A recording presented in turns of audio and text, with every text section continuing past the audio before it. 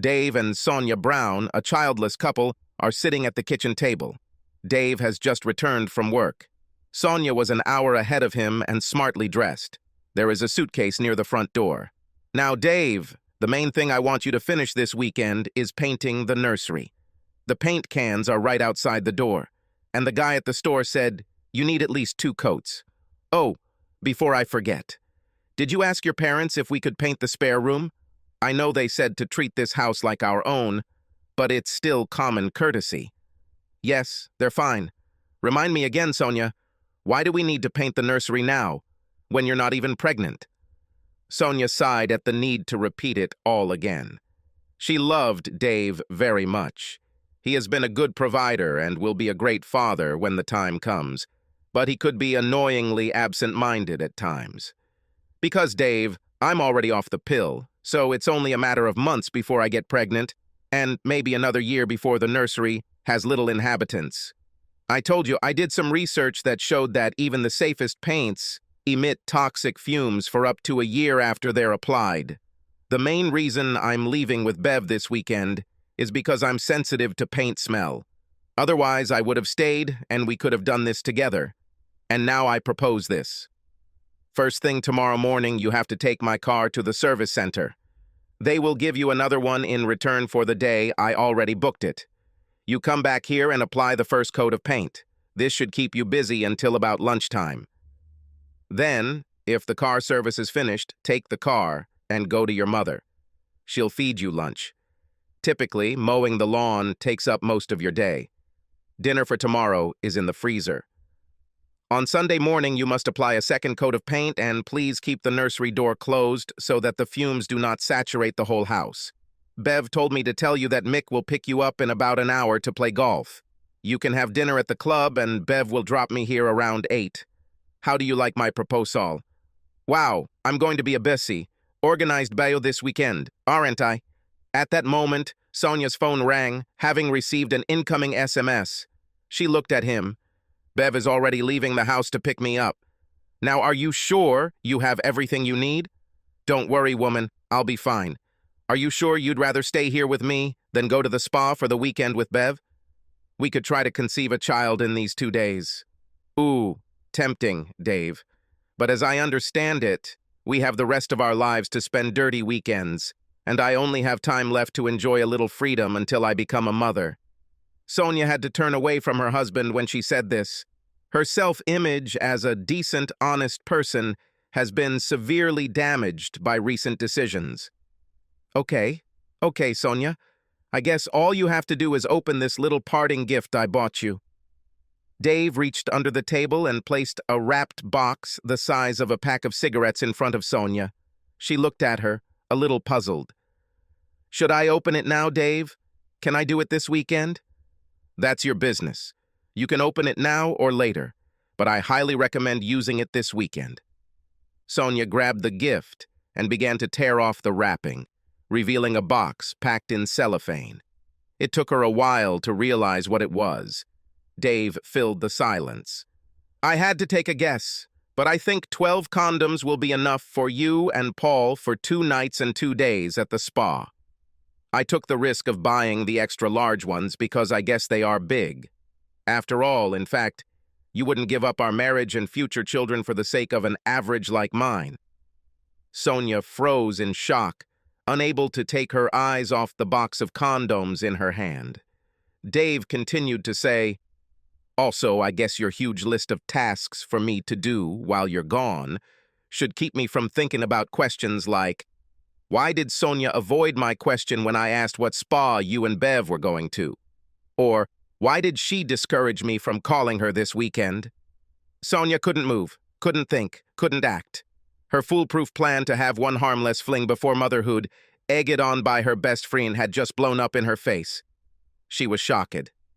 Did you keep the receipt for the paint, dear? Yes, this room needs to be repainted, but I don't think a light pastel shade suitable for both boys and girls would be appropriate right now. I'll get a different color when I drop your car off at the service center tomorrow. I guess, logically, there's no reason for you to rush out on Sunday afternoon, now that I know what you're really going to do. Oh, by the way, great acting. You were really convincing in your lies." Not believing in empty words, Dave fell silent and watched as Sonia destroyed herself with self-accusations. Leading up to this point, he wondered if she had a plan in place should the real reason for her trip ever be revealed. Now, watching her face like a book, he realized that it was not there. Interestingly, she did not deny what he said. Maybe the fact that he not only knew what she was going to do this weekend, but with whom, convinced her that there was no point in lying. Perhaps she had finally remembered how fundamentally honest she was. He waited until she looked into his eyes to get an idea of what she was thinking. And he waited. Finally, "Do you think I'm still going away for the weekend? I can't leave now. I have to stay." "Why, Sonia?" "Well, the thought of settling down and having a baby was scary, so—" "No, Sonia, why do you want to stay here this weekend? What's the point of this? What would you achieve?" If Sonia had looked stunned before, now she looked completely confused. "Achieve it, Dave." "How can I explain what, Dave? You can forgive me. After all, I haven't done anything yet." "Yes, I plan to, but now no, Dave, never." If Sonia had dared to look at Dave's face, she would have realized how dead the horse she was whipping was.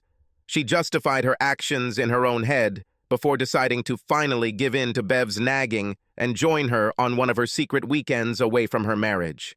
If she ever thought about the consequences of getting caught after the fact, she would have sworn that her marriage was strong enough to survive it. Now, knowing that nothing had actually happened, forgiveness had already been granted in her mind. All she has to do is weather the storm, confess. This will bring back her plans for life. When? In 6 months? In a year? That's what she thought, and that's why Dave's next words confused her. "Just go away, Sonia. Go to your horny stallion or go to your mother. Honestly, I don't care where you go. Just go." For the first time since Dave's revelation, Sonia dared to look her husband in the face. He looked down, and his expression was impassive. The only noticeable hint of emotion was the wet glint in his eyes. Sonia thought it best to leave for a while. Right now, Dave was clearly hurt, and she didn't want him to say anything that he couldn't easily take back. She was already composing a story in her head for her mother. "How long should I stay away, Dave?" Dave looked at her and shook his head. "Always, Sonia." Sonia's jaw dropped. Dave ignored her reaction. "Yes, we had 5 good years, but it's all over. Nothing to talk about. We have no children, and this house belongs to my parents. We both make about the same amount of money, so there's no need to even try to talk about child support. I've spent the last 2 days hiding our money. I guess that's fair, since I haven't spent a damn thing in our entire time together, and you've spent your fair share on clothes, that flashy car, and your weekend trips with Bev. I close my accounts and credit cards shortly before returning home. I suppose you can go to a lawyer, but it will cost you more than what you can get back. If I were you, I'd take this as a learning experience for your next relationship. And lastly, Sonia." Dave made a dramatic pause. "Go to hell." Sonia was completely confused again. She did nothing to justify this reaction. Unless Dave's mention of other trips implies that he thought she had been on similar trips before. All the previous ones were either real holiday weekends or her cover for Bev's antics. This made her feel relieved. "Oh my God, what, do you think I've already cheated on you? Well, I didn't do it. This time should have been the first, the only time. Yes, Bev spent ages trying to convince me to join her on one of our trips, but I never did. In the end, she seduced me and planned on Paul, one of her lovers. It doesn't matter whether it's the first time or not, Sonia. Over the past 2 days, you have proven yourself to be such a consummate actress and liar that one way or another I will never trust you again. This happens when you are caught in a lie. You're losing trust. But it does not matter. You intended to cuckold me, you admit it. And that's the end. Now, for the sake of all the times we've spoken words of love to each other over the past 5 years, let's just go our separate ways, Sonia. If Dave was ranting and raving at this moment, Sonia would feel better. She would have some hope that he was just spitting out his bile. The cold, emotionless tone of his voice confused and frightened her. She looked into his face, again into his eyes, and regretted that she had done it. Still the impassive face, but now the eyes shine like obsidian, without love, pity, or even signs that they are looking at something that is not disgusting to look at. But Dave, you have to believe me. Kat, how can you be so emotionless about this? You can't give up loving me just like that. Just stop loving me. Dave responded in a still, emotionless voice. 2 days ago, I would have completely agreed with you. I'm much wiser now. Dave's voice got louder and louder throughout these 2 sentences. Finally, his face began to show anger. I come home from work a few minutes early on Wednesday, with flowers for you, I might add, and park on the front lawn to wash the SUV. I walk in the back door intending to surprise you with flowers, so what? I can hear you talking on the fucking phone to fucking Bev. That's what. And what do I hear? You're laughing, planning to lie to me so you can sneak out this weekend and cheat on me with Paul. You giggle, about to load me up so I don't have time to think about where you are and what you're up to. But Dave, you know I always giggle when I'm nervous. You, laughing, stuck a knife in my back. It took all the love away from me almost instantly. Knowing that I would simply kill you if I continued, I quietly left. From then on, it was all a game on my part. Dave fell silent, his chest heaving and his eyes shining with hatred.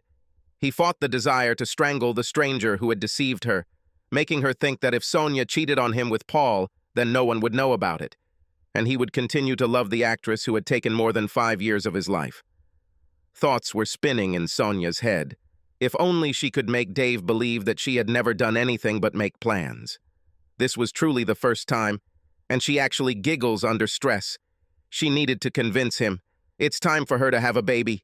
It was all part of the plan. Dave, I didn't mean to upset you. I love you. Dave! Dave was fiddling with his phone. He pressed a button, then held the phone up to her. His face turned into an impassive mask again. A voice came from the phone speaker. Her voice. Ha ha ha ha ha. I guess it'll be a hot thought about poor old naive Dave painting the nursery while I have sex behind his back. Ha ha ha. You could say feathering our nest, tasting another guy's delights in his nest.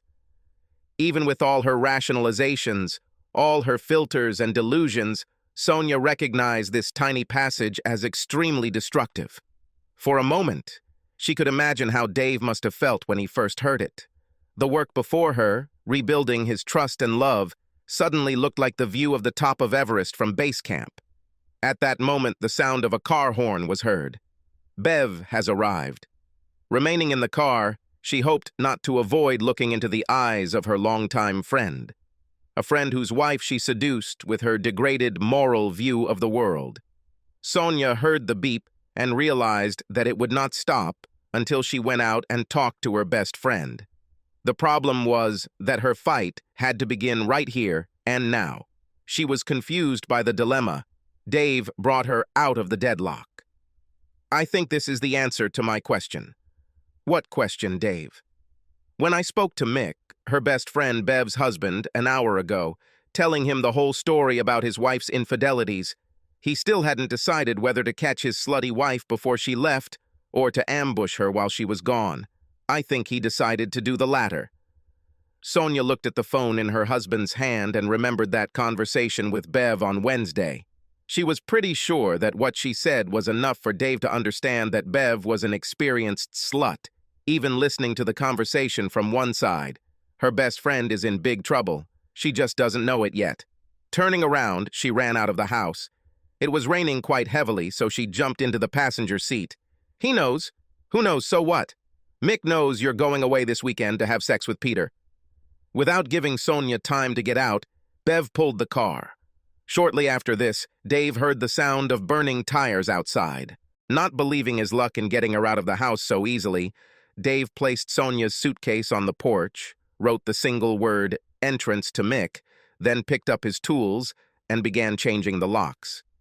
He whistled as he worked, and why not? He had already let out all his anger, cried out all his regrets, and banished evil from his life. Sonia was too busy crying and ranting on Bev's shoulder to even bother him with phone calls.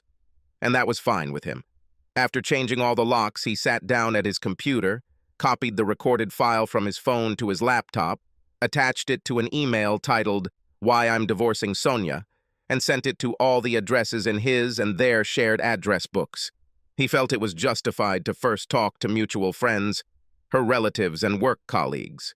She was very convincing when, looking into his eyes, she boldly lied to his face. People needed to be warned what an evil and treacherous bitch she was. He called her mother and explained it verbally so that the email wouldn't come as a big shock. He thought he owed her. By the time Bev and the protesting kidnapped Sonia arrived at her house, Mick had already changed the locks.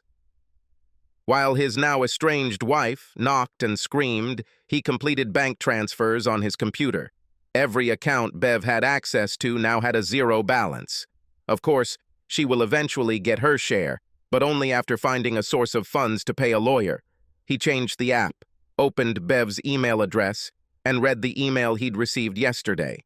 On the surface, it was from Sonia, and alluded to the fact that all their carefully laid plans for a weekend away from their marriage had been successful. But if their husbands found out about it and objected to it after the fact, then something would have to be done about them. The email was actually from Dave using Sonia's account, but the casual observer would never know that. If Bev doesn't leave the house quietly, he can always threaten to weaponize the email for the purpose of a restraining order.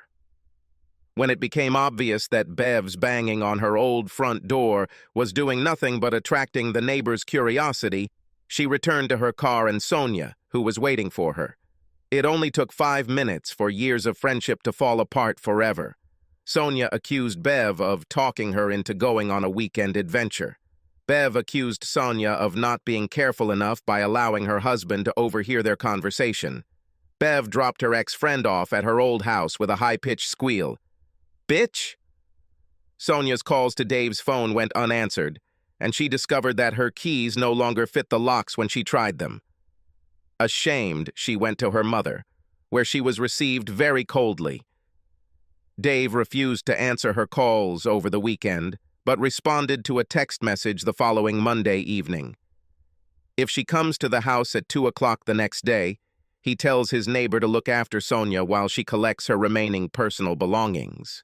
Meanwhile, Sonia reasoned that since Dave had been so emotionless on Friday, he wasn't that upset, and, with some groveling, he might one day forgive her. She knew that he was a very controllable man, so her plan was to sneak into the house on Tuesday, cook him an amazing meal, and then meet him at the door dressed for sex. On Tuesday, their neighbor let her into the house and told her he would return later to check on what she planned to pick up. Sonia wandered around the house, already feeling like a stranger. There was a smell of paint, and the door to the children's room was closed. Out of curiosity, Sonia decided to see what color Dave ended up choosing. Opening the door, she walked in, and the blood left her face. Sonia realized that she had confused Dave's visible emotions with what he actually felt. He used the paint she brought. All over the wall, in angry letters, were written the refrain, "Slut," "Stolen 5 years," "Bitch," and "Betrayal."